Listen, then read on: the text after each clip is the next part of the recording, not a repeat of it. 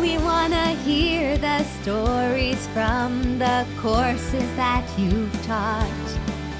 Whether in a lab, a classroom, kitchen, on Zoom, or in a shop. Drawing on your expertise, we'll ask the probing questions. What goes right and what goes wrong when teaching your favorite lesson? Hello, everybody, and welcome back to My Favorite Lesson, a podcast hosted by Teaching and Learning at Conestoga College. My name is Dr. Lauren Spring, and I'm here today with Jeff Oakes, who is a professor with Trades and Apprenticeship. Hi, Jeff. Hello, Lauren. Thanks for having me. Oh, thank you so much for being here. I'm excited about this conversation. Oh, my pleasure. I'm excited too.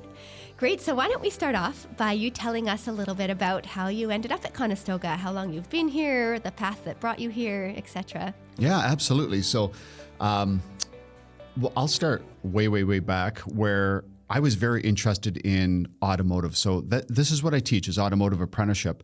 I was interested in automotive. I got a job just after high school in a shop. And I remember my first term at school, I thought to myself, I love it here. This is great. Like, I really enjoyed schooling, which is odd because in high school, my favorite subject was skipping. So to go into post-secondary about something you were passionate about was really exciting. And I was listening to the teachers. I really liked the teachers, just picked their brains, and they were great. They were personable. And I really found that college was a welcoming environment in the trades and apprenticeship, which is something I wasn't totally familiar with. Anyhow, fast forward a number of years, one of my teachers reached out and said, you know what, Jeff, we have a couple people that are retiring, and your name came up. And I was like, my name came up? I haven't been at college in 7 years. I'm done. And they're like, no, we think maybe you should come and try teaching for a day. So I said, okay, I'll see if I can get a day off work. So my wife and I was newly married at the time. We discussed this and said, why don't we try it? So I went there. I tried teaching for an afternoon. And I can't say it was overly intuitive. Usually I talk to cars and they don't respond. So anyhow. Less questions. Way less questions, right? But I was there for the day, and I remember looking at the students, talking to them, making connections with them, and turning and writing something on the board. And honestly, when I first started, we were just getting whiteboards. Wow. Okay, so that was a while ago. I think it was somewhere in 2000. Turning around and looking, and every student was writing what I was putting on the board. And I thought, what authority do I have to fill their minds with this information? And then you realize that you have a skill set that you can share. So later on, and held through a series of events that were just fairly incredible. I was hired at the college, and I was hired August 1st, 2002. So I started teaching apprenticeship, automotive apprenticeship, which is 3 levels. I started teaching in 2002, became the coordinator of the area in 2014, and then through another series of interesting events, became a chair in 2019. Of the department? Of the department, actually of the whole campus. So I chaired the Guelph campus for 3 years. And the shocker in all of that was I was a chair for 6 months, just figuring out what was going on. And then this thing happened. I'm not sure if you heard of it. It's called a pandemic. Oh, no, I haven't. I know a recent one. Oh. Yeah. It was very subtle, and not many people heard of it. But that pandemic just totally changed the role. And people would look at me and they're like, Jeff, are you doing okay? I said, you know what? This is going to sound crazy. It's actually nice because I stepped into a chair role with lots of other trade chairs that had lots of experience. But when the pandemic hit, we were all on the same footing, and we all worked together as a team, and it was awesome. The pandemic stunk, but just having that ability to start fresh and be you could be so creative because you had to be. They were closing shops, they were closing rooms, and we went online like most people did. Yeah. A week after we closed, I learned Zoom on a Saturday, taught it to my faculty on a Monday, and the following week we went live online. Holy. And it was insanity, but it was fantastic. All of my faculty, all of them are men. So I'm going to say the guys, okay? So don't take that personally. The guys were so supportive. They saw the vision. They went with it. And then we even in March we closed. In August, we came back on campus when the whole world was still closed. Right. And we had to have safety protocols. We had to convince people that were non-maskers that they needed to wear a mask. That was very, very, we had some interesting conversations around that, just about safety, trying to keep people apart. I have 3 students working on a component that's the size of a keyboard, and they have to distance. Wow. Socially distance. Think about that. Like, how is that possible? So all of these different pieces had to go into play. Anyhow, long story short, we made it through COVID. And just this past September, I just thought, you know what? I feel like I've done what I was supposed to. I kind of directed the ship through that time. I want to go back to the classroom. I really miss my students. I actually found as a chair that I would spend way too much time in the shops working with the students. Oh, yeah? I'm like, I Your think emails would pile up while you were on the right. floor. Yeah. That's probably why I work so late at night. And I thought to myself, if that's where I keep getting drawn to, logically, I should step back in there because I really, really enjoy working with the students. Yeah. I like teaching. So that was kind of my path. So yeah, I taught for 17 years, a 3-year hiatus, and I'm back for, I guess, my 18th year right now. Wow. That's been good. And you mentioned, you had sort of been on the job as chair for 6 months or so, and then the pandemic struck. And so, I mean, from the outset, I would imagine, okay, you're probably just getting your footing, and then all of a sudden the job description completely changed, and all of the Totally. And like you mentioned, unlike other areas of the college and post-secondary in general that could totally stay online for months and months, that wasn't possible in shops, right? Like, there is hands-on learning that's vital to these programs. Yeah, like 40% of our learning is hands-on. So that was really interesting. The beauty of this, and the thing I'm thankful of, is I understood the shops. When I became a chair, I understood how the campus ran. I didn't understand the admin. So I was 6 months trying to figure out administrative, scheduling, collective agreements before I was in a collective agreement. Now I was outside overseeing people inside that jurisdiction, which was really interesting. And then when the pandemic hit, I knew how the shops ran. So for me, it wasn't too much of a stretch to say, this is possible, this is not possible. And I had a great team. Tony Toma had just started. He's an executive dean. Yeah. And shortly after that, Suzanne Moyer became a dean. But just really great people to work for, super supportive. And I think that's the one thing I miss about being a chair is I don't get to talk to Tony as often as I used to. And I talked to Suzanne a little wee bit, but great admin team. And they're just like, we trust you. Here's some tweaks, we trust you. So they were great. Amazing. And you had mentioned too, sort of high school didn't feel like a great fit. And then you went to college, and that was Conestoga, just to clarify. You were in this program. Yes, and then it was in Conestoga. Yeah, I came to Conestoga for my apprenticeship. I liked high school. I found it easy. Oh, okay. I didn't try in high school because I didn't have to. You didn't have to. Okay. I didn't have to. And trust me, I'm not hyper intelligent. It was okay. I really liked math. I liked sciences, but I was very good with my hands. So the math and sciences, they carried me for a little wee bit. And I'm just like, I just really want to, isn't this crazy? I just really want to know how to fix a car. Yeah, I don't think that's crazy at all. And I went that direction, and then I found that maths and sciences were so ingrained and embedded in automotive. I enjoyed it. I enjoyed it. I did co-op. Favorite semester ever in high school was my second last semester. It was grade 13. And I remember grade 13. I went through it too. Yeah. Double spare co-op. Oh, nice. The best semester ever. And at that point there, I said, hey, I like this, but I didn't know the mechanism to get into apprenticeship. Okay. And of all people, the gentleman who drives around in the Snap-on truck that sold tools said, hey, Jeff, there's a guy down the road looking for somebody. And we talked about this before. I very felt that as a God thing. I was like, I don't know this guy. He doesn't know me. And he's like, no, you need to go down there. So I went down there. He hired me, and the rest is history. Set you on this path. Wow. Set me on the path. Yeah, it was great. Yeah, I enjoy it. And now, how would you say? I mean, I think it's really unique having gone through this program decades ago, and now having chaired it and back in the classroom now. How do you feel? What are some of the major changes you've noticed about the program since you were a student in it? Yeah, certainly technology. technology, the increase in technology. So I graduated from Conestoga. I got my license, my automotive service technician license in 96. Wow. If you told me about phone connectivity to a vehicle, I'd be like, what's a cell phone? Like, what are you talking about? There's no way the cell phone can talk to the car. But that's stuff we deal with all the time. And those are some of the key customer concerns. So when we get into the teaching aspect, we have to say, okay, my lessons cannot be history lessons. I say, this is where we started. This is how we got here. So now you know the pathway. Let's move forward.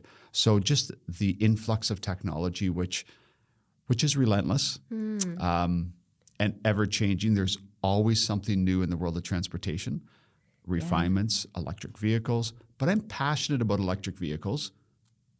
I don't know. It's not a bothersome thing for me to learn it. But my students, I teach in something called day release. Sounds criminal, right? It does a little bit, yeah. It's kind of like you get out of the pen for a day and then you can go. No, but day release is you're released from your workplace for 1 day a week. Right. So let's say, Lauren, you're a level 3 apprentice. Okay. Every Tuesday, I would see you for an entire year. The rest of the week, you're working. Right. So you're working for your employer. So I have accountability to my students to be up to date and current and passionately deliver material. But I also have credibility of the instructors, or their employers, because the employer is going to say, "What'd you learn in school yesterday?" Yeah, I get you were off. You were off work, so what are you bringing back? What are you bringing back? Are you better today than you were yesterday? And if you're not, why not? Is it the school's fault? The school being the faculty, or is it your fault because you were sleeping in class? Right? Like I'm accountable to a broader audience, which I enjoy. Because I know where my students work. Yeah. Primarily, I've had them for 3 years typically. Yeah. I know who their employers are. And we can have conversations like that. And I can talk to the employer and just, sometimes they say, hey, you taught this. How do they apply that? I'm like, sometimes it's basic curriculum, government mandated curriculum. So it's trying to make things that are maybe fringe ideas, floor applicable, floor being the workplace floor. Interesting. Yeah, and that alignment is so fascinating, right? Because, I mean, we care a lot about that at Conestoga in general, essential employability skills when students graduate. But in this case, it's even more immediate, right? I think it is, and I would imagine if they're in the workplace several days a week and then coming to you, there's crossover, right? They're saying, well, a customer came in on Monday with this kind of complaint. Yep. What do I do? And you're getting that kind of feedback right from them about what's happening. And yeah, for sure. And I'm also learning from them as well. They're like, hey, this came in. And sometimes they'll say, hey, we'll stop the class and say, here's something really interesting. We usually do that the first 10 minutes of the class. We say, what happened this week? Tell me about something that's unique. And sometimes the story is, I was working on this, or another tech was working on this, and we're struggling with it. And we'll pull up a schematic on the screen or something like that. And we'll get the students up and get around it. Just go, where are some of the points? Where would you test this fault? What's happening with the system? And then we diagnose. And sometimes, honestly, I'll say, anybody heard of this before? And somebody in the back corner is, yeah, we just fixed this last week. And I just sit there and be quiet. And I watch the students network. It's fabulous. That's it's fabulous. Great. Yeah. I mean, for you and for them too, right? To be sort of the experts in the room. That's right. Yeah. And then I share that forward with the other classes. Say, hey, by the way, something interesting happened. Here's a little tech tip, I call it. So, that's really neat. Really cool. Really cool. And so one of these major changes being technology, I hear what you're saying. You were really drawn to automotive because you wanted to, be hands-on and sort of, has technology changed that? Like, are there things now in cars that you can't change with your hands? Like, is it more like you need a computer scientist to do something, or has that just become part of an automotive technician's job too? Yeah. And I think what happened was when I first went into the trade, you were a mechanic and they've switched it to a technician. So there's more of the electronic piece there, because if I Bluetooth my phone to my car, like I have Apple CarPlay. Yeah. I can't see that. Right. So you have to have some sort of interface to say, yes, the phone has been recognized. This is why you're not getting information across. Here's some of the issues. So although it hasn't completely prettied up underneath all the technology, you still have wheels, tires, brakes. Those are important, by the way. Potentially, arguably more important. I would agree. All of those pieces have to be in place. So there's still that element where you can get in there and dig around and be mechanical. But there's also I can't work with the center stack right above your shifter that has all of your information. They call it infotainment. Okay. That's a little bit different because I'm going to go inside somebody's vehicle that has a nice white interior. I'm going to make sure I don't leave any fingerprints, and I'm going to be testing electronic components, and then you're into computer work. So there's quite a range of variety. It's multiple trades in one, but it is turning a little bit more into electrical, electrician, technician work for sure. That's so fascinating. Yeah, it's interesting. And have there been other changes, either pedagogically or just within the program in general, or workplace expectations you've noticed since you went through the program as a student? Yeah, I think the expectations right now is actually we're looking at this. I'm part of the Ontario curriculum writing team for Automotive. Yeah. So there's a couple of us that get together from a couple colleges and a couple people from industry. We sit down and we're rewriting the new curriculum for 2023, hopefully, but it won't be released probably till 2024, 25. Okay. Right now we have 3 levels of apprenticeship. The amount of information we have to put in students, industry is actually crying for a 4th level. Wow. So we may be extending that a little wee bit. So it's very important. All right, let's be realistic about trades in general. Yeah. Back in my day, if you couldn't think, you should go into a trade. That was the thought process. If you're not scholastic in nature, but you're hands-on, you should go into a trade. The problem right now is our vehicles are so technical. Yeah. All of our trades are so technical. You need a combination of the two. You have to have somebody who's able to read, interpret, and do. Yeah. And that is, I almost find that a little bit of, I feel bad for people who don't have those skill sets because they may have great hand skills and they're going to struggle in school. No, there's more that's required, yeah. Yeah, so now we can get people that maybe that's not their strong suit, but they're very mechanically focused. There's certain work that they'll do. Okay. But they can't do the whole. So we're starting to see a bit of a shift actually in the students that come in. Not a lot, but I do get people that come in and say, yeah, I'm university educated, but my passion was always cars. Wow. So they're coming through as an apprenticeship, which is really crazy because they've had 4 years of school. I have one person right now who said 7, has her master's. Right. So she has her master's and she's deciding to come back into apprenticeship. And I can tell you right now that automotive apprentices, level 1, do not make a lot of money. Okay. They really don't.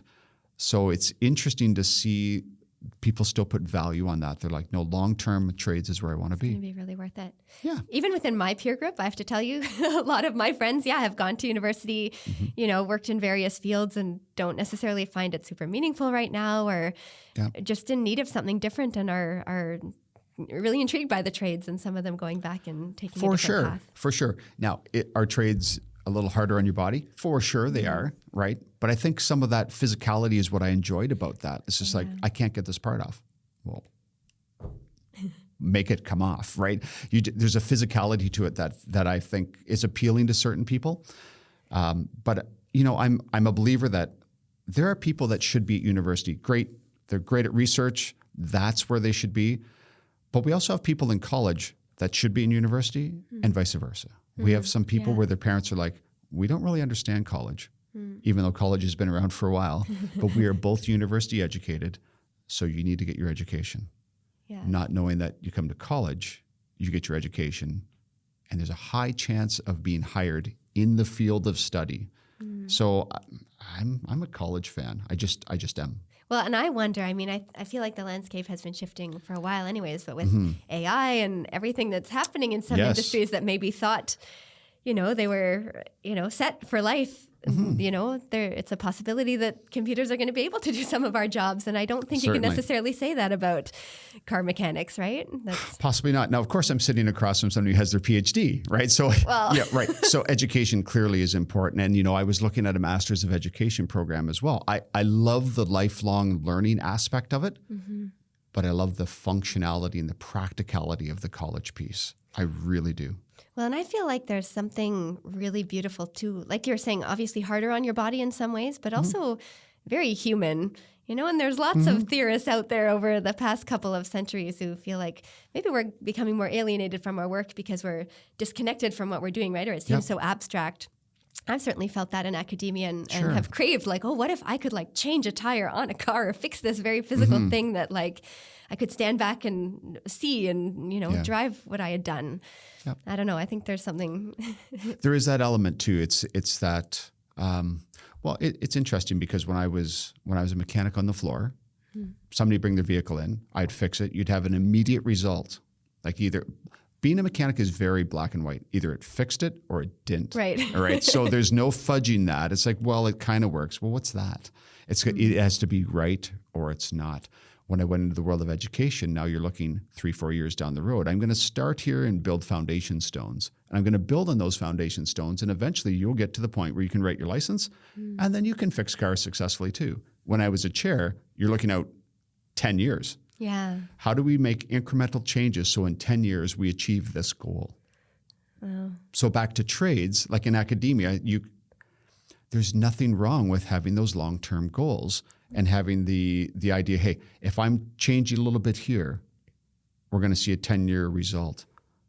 But when you're the person on the floor, whether you're building the house or whether you name it in trades, there's an immediate result, Yeah. right? Which has an element of satisfaction to it. And tradespeople, we take it for granted after a while. Like, yeah, how many cars did you fix last year? Oh, I don't know, 1,000? Like it doesn't mean as much, but sometimes they neglect their skill sets because they just think everybody can do it. No, that's not true. That's for sure. That's not true. I'm Just living proof here. I could not do it. No, and just like not everybody's going to be able to do a PhD. Yeah, but even that black and whiteness you're talking about, it's either fixed or it's not. Like there's something kind of comforting in that, right? Whereas in other fields, it's not. There's gray area. I could write this academic article and it's kind of okay. One reviewer thinks it's great. Another one says it's not. And That's it's true, like, yeah. what is it really? Like you can lose your grounding a bit. And Yeah. see that sort of being comforting.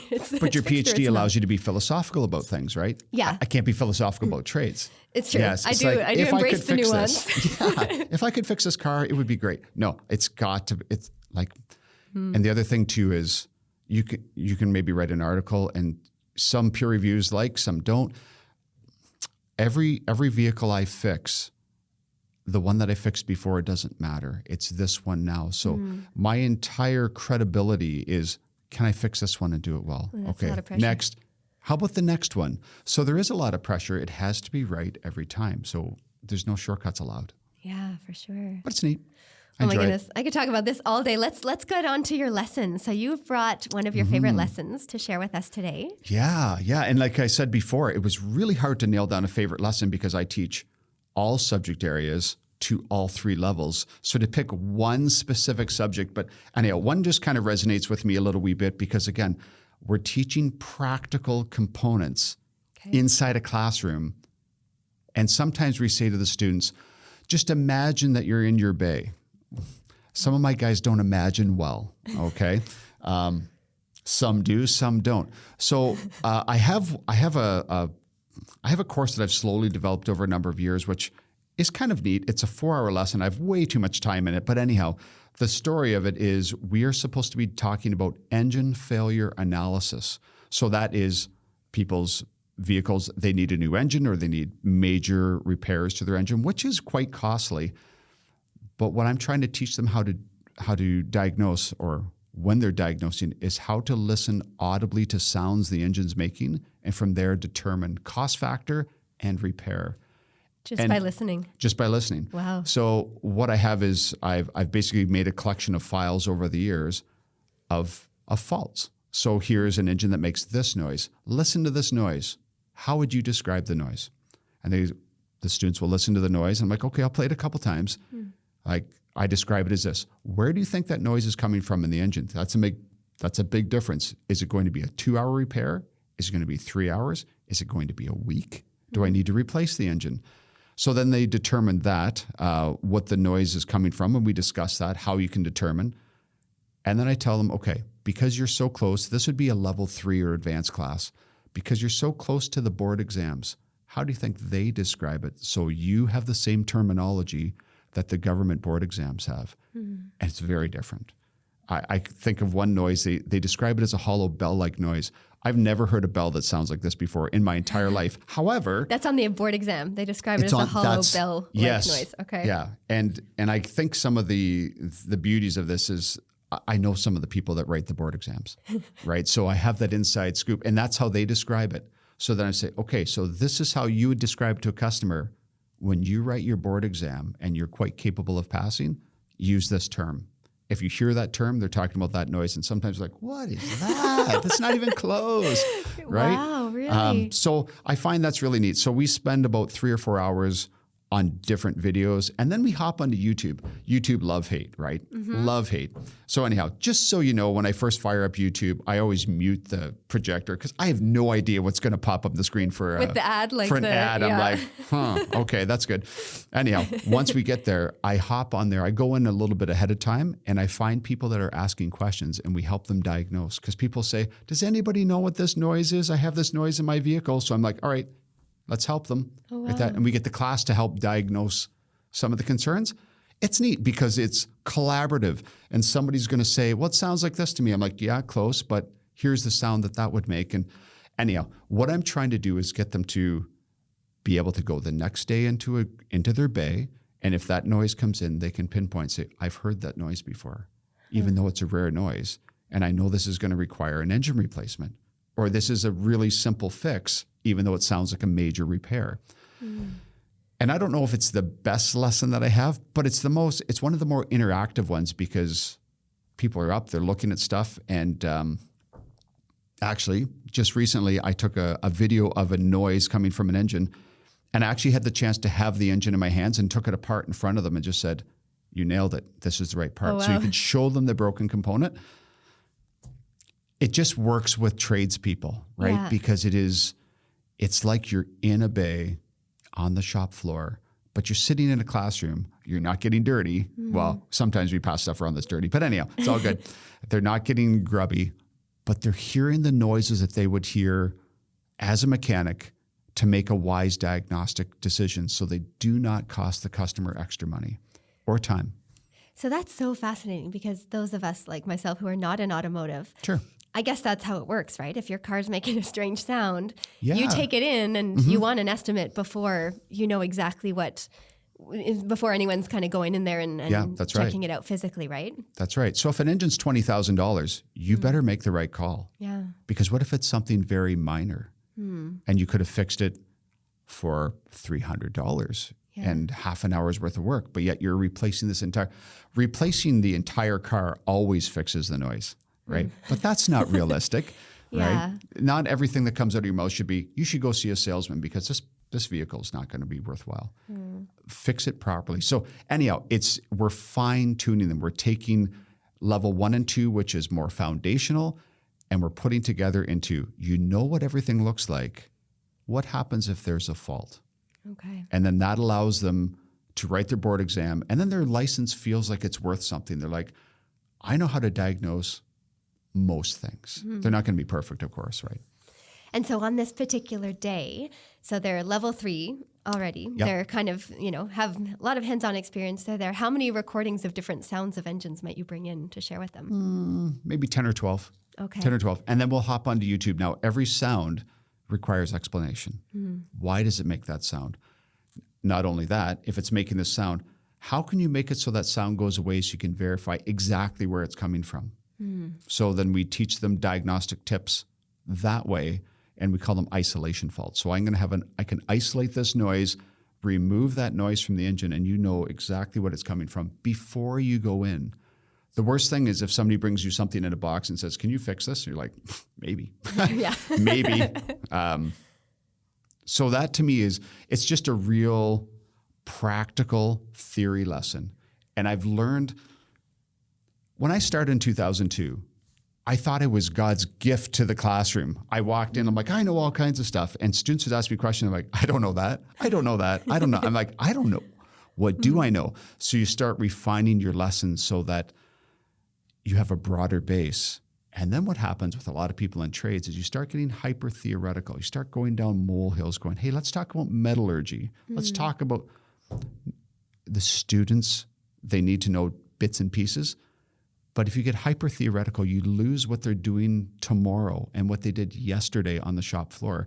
So I've learned over the years to bring things more, I call it floor specific. Okay.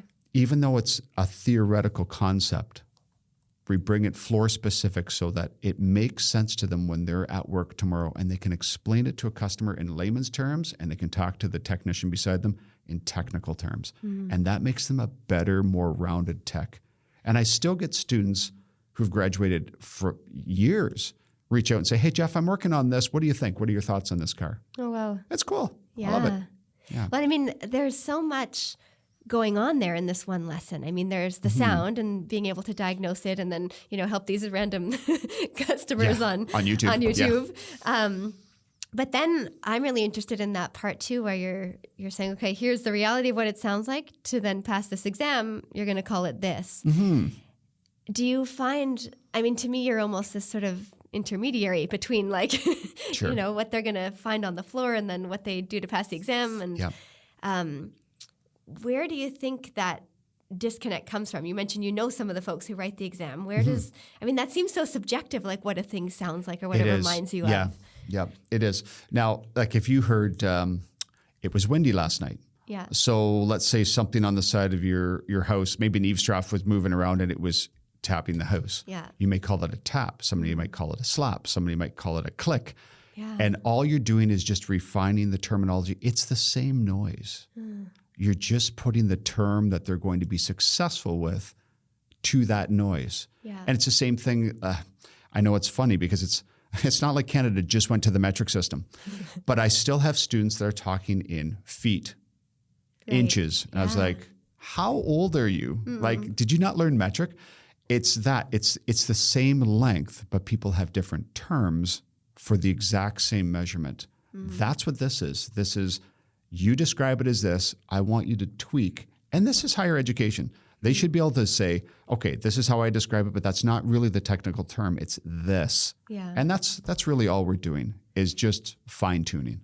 I mean, and then it sounds like there's the third factor of like the customer, right? Like if I were to come in with my car, I might say, oh, it's making like a click, kind of a click sound or something. And, and so For sure. There's a board exam version, what they hear, what a customer might describe kind of thing. Okay. So let me give you a background on what technicians would do with that noise. Yeah. So Lauren, you come in and you say, yeah, my vehicle makes kind of a funny clicky type noise. Yeah. We would put you in the car. We'd go for a test drive and like, is this a noise you're hearing? Yes. You may describe it very well, but it. But I'd call it a hollow bell. Yeah. Some of the descriptors I've heard over the years are just laughable. Yeah, right? I bet. Well, for example, we're going to get out of engine noise for a second back to a customer that we had. This is a very good customer. She was an excellent customer. We knew her well. She maintained her vehicle. I first apprenticed in a very small town where the customers would come into the bay and you would work on the car with the customer in the bay. Oh, really? Yeah. And people are like, oh, wasn't that terrible? I know it was great. I like to chat with people. We have nothing to hide.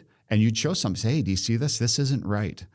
Anyhow, she came in one day and she's like, my brakes don't work. And I was like, what do you mean your brakes don't work? We just had your car in like a month ago and your brakes don't work at all. She's like, the car doesn't stop. So I was like, oh my goodness, this is terrifying. She had young kids. Yikes. So we got in the vehicle and I just kind of bumped it a couple times as I rolled along. I'm like, the brakes feel good. So I brought it in, took a look, and all the brakes were fine. I'm like, this is weird. She said, the car doesn't stop. I'm like, okay, I trust you. So I went for a test drive. Well, the car doesn't stop because the throttle sticks. Because the engine it still sees your foot at half throttle.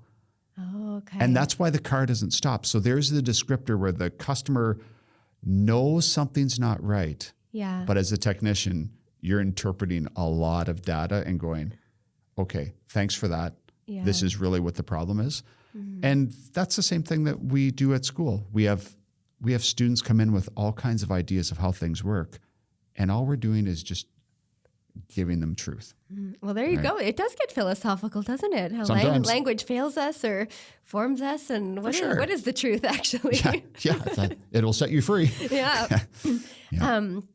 Wow, that's so interesting, Jeff. You've mentioned the term bay a couple times. Is that Oh, yes. is that Yes. like shop? Like, is that Yes. another Okay. word? So I'm sorry. Hey, here's technical terms right there, and I messed it up. A bay is where the technician would work out of, so that you roll up the big door, you drive your vehicle into your workspace. We would call that a bay. So you'd have your hoist, your tools would be there. So when we say workplace specific, I try to get the student to envision that the vehicle's coming into their workspace, and that's where they're working. So we do call that a bay, a service bay. Nice. Yeah, It's a sorry beautiful about that. term. No, I like it. I just It makes me pretties think it of up. an ocean or something. Yeah, I wish. Yeah, Bay of Fundy. Yeah. So I'm conscious of our time, and course. before we wrap up today, I'd like to hear from you if you have any kind of, quirk and about yourself or something that you've been through or a hobby that you have that maybe your students and colleagues don't know about you Sure. that you'd like to share with the world right now. Yeah, share with the world. Well, I think everybody has a funny quirk, right? That we don't think is quirky. We're just, that's normal, and everybody else is odd. But anyhow, Lauren, if you went to somebody's house and they said they had a pet, what would you expect to see in the house? A dog or a cat. Dog, cat, something like Potentially that. a goldfish, yeah. Sure, something like that. Well, I had 30 pigeons growing up. Yes, I don't anymore. And they did not live in my house. Okay, so just to be very, very clear. I grew up in the country. Everybody else had cats, had dogs. The odd weird child had a snake, stuff like that. Yeah, no there's always offense if the snake- people the have snake snakes. kid, yeah. That's right. Turtle, that's fine. No, I had 30 pigeons. And Whoa. they were my pets. And I knew them by name. I would talk to them, and thankfully they wouldn't respond. But anyhow, yeah, I had pigeons as pets. Where did they live? Like on your back porch? They or lived just in the a yard? pigeon pen in the back corner. Again, I grew up in actual the pen? country. Yeah. Oh, Yeah. So they were contained pigeons. They were, we'd let them fly, and they come back every night, and we'd feed them and stuff like that. And I just thought that was normal. But now looking back, it's probably odd. Can you share some of their names? We had Oscar, we had Harriet, and we had a bunch of that. And you could actually tell them apart? Oh, for sure. They were my children, Really? even though I was 12. And you would feed them? For Or they- sure. okay. Yeah. Yeah. They were legitimate pets. They were pets. Wow. Yeah. And they'd fly and they'd do what pigeons do, which drove my mom insane, right? You're washing the car all the time and a pigeon flies over top and goes, bombs away. So yeah. We used to have some on our balcony when we lived in Toronto and up in a high rise. And I would not call them pets. You call them pests. Yeah. Yep. I have a strange affinity. So if my family and I go to Toronto or something like that, and they just know that dad meanders away and starts looking at pigeons. It's odd. It's odd. Don't hold that against me. But yeah, there's I don't know. There's a quirk. strong human pigeon connection throughout history. That was before email, right? And then we had carrier pigeons. We had That's right. In the war. Yeah. passenger pigeons people ate. That was like That was the original the texting, only, right? Put in Yeah. the carrier pigeon and go.